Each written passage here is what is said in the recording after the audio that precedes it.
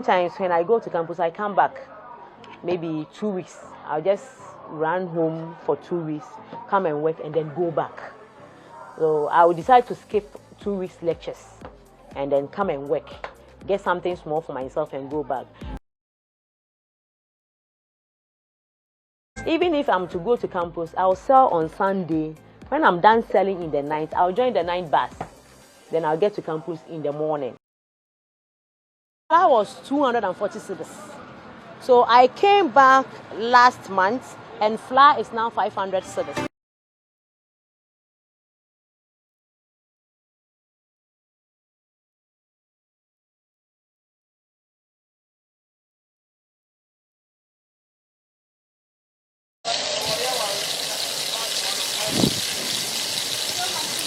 I refer them as the brown mouth-watering balls of Asante Mampo, but they are known locally as bofrot, a corrupted word of buffalo in some parts of the country. This is not just a mere favorite accompaniment to most Ghanaian breakfast meals, but a life changer. Priscilla Akwagu, a 32-year-old single mother of two, weaned her family off abject poverty through hawking buffalo.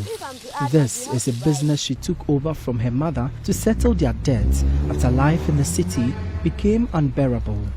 As a kid growing up, I lived with my brother. My mom was somewhere and I was with my brother in Kumasi.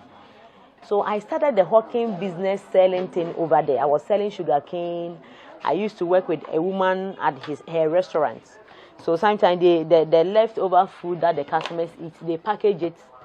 When I work for them, I'll wash the dishes, clean the place, and then empty their bins and all that. Then we'll come and eat that food with my brother in Kumasi.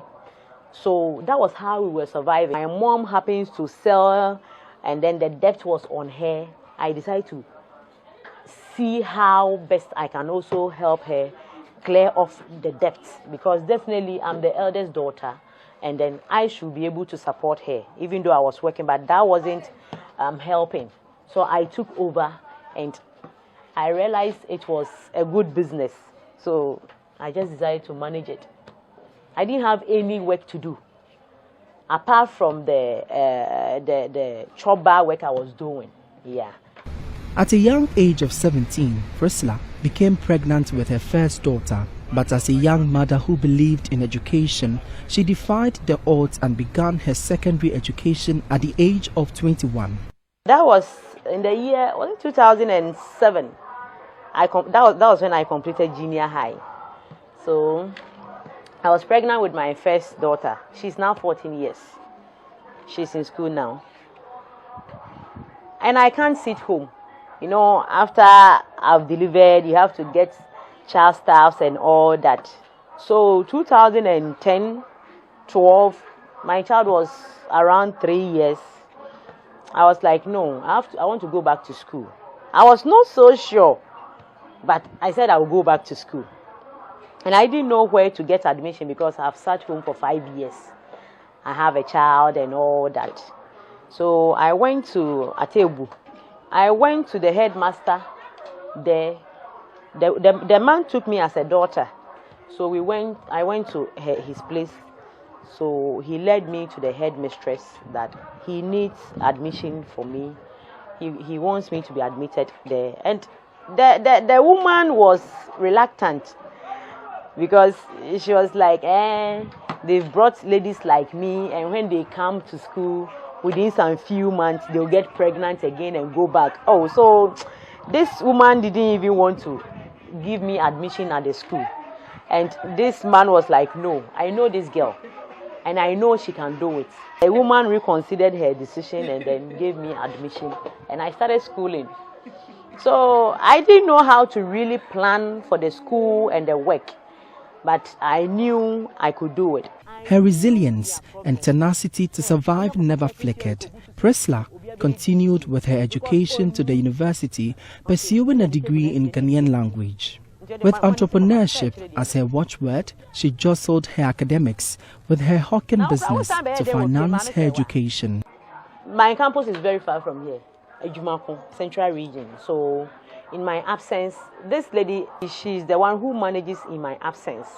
What happens is that when she works, sometimes when I go to campus, I come back maybe 2 weeks. I'll just run home for 2 weeks, come and work, and then go back. So I will decide to skip 2 weeks lectures and then come and work, get something small for myself and go back. And what was also keeping me moving in terms of financial is that whenever I come and work and pay off my school fees and everything, the little that I will get ladies, guy slippers like the one your brother is wearing. I was selling them in the school. Even if I'm to go to campus, I'll sell on Sunday. When I'm done selling in the night, I'll join the night bus. Then I'll get to campus in the morning. So this is what Priscilla Akwagu, known popularly here as Ama Donut, has been about for over a decade now. This business, has put her through schooling, right from her secondary education through to her tertiary. After frying these, she will sell them to her customers for them to enjoy. The tussle of complementing schooling with business never hindered her from graduating with a first class in languages. Having served as a teaching assistant at a department for her national service, she is back on the streets. Priscilla had preferred to teach, but the illegalities involved in securing a job pushed her away.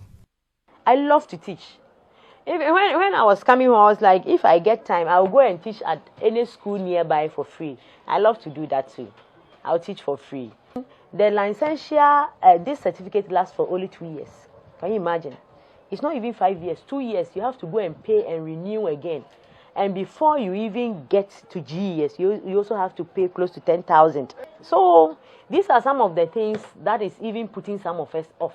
Oh, virgin, no burger wire. Business, she tells me, was good in times past, but the ballooning price of flour and vegetable oil, essential ingredients for the business, is biting hard now. The flour was 240 cedis. So I came back last month and flour is now 500 cedis. Initially, if I have like 2,000, I can buy maybe 5 drums of the flour, the oil. I can buy 5 bags of the flour, and that can last me for roughly 2 weeks.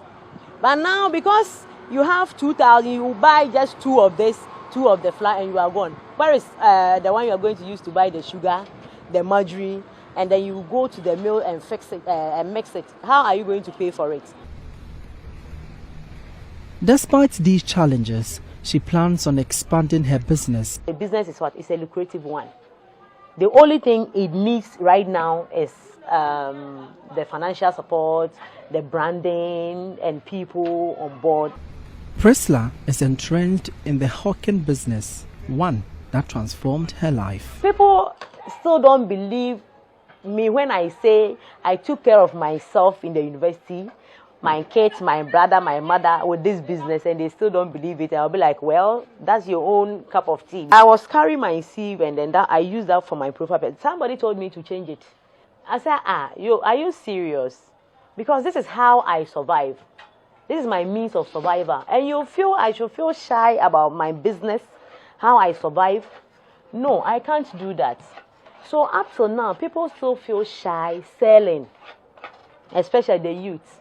For Priscilla, she will continue to give it all so long as she earns daily bread from the business. For Joy News, Emmanuel Bright Kweku reporting.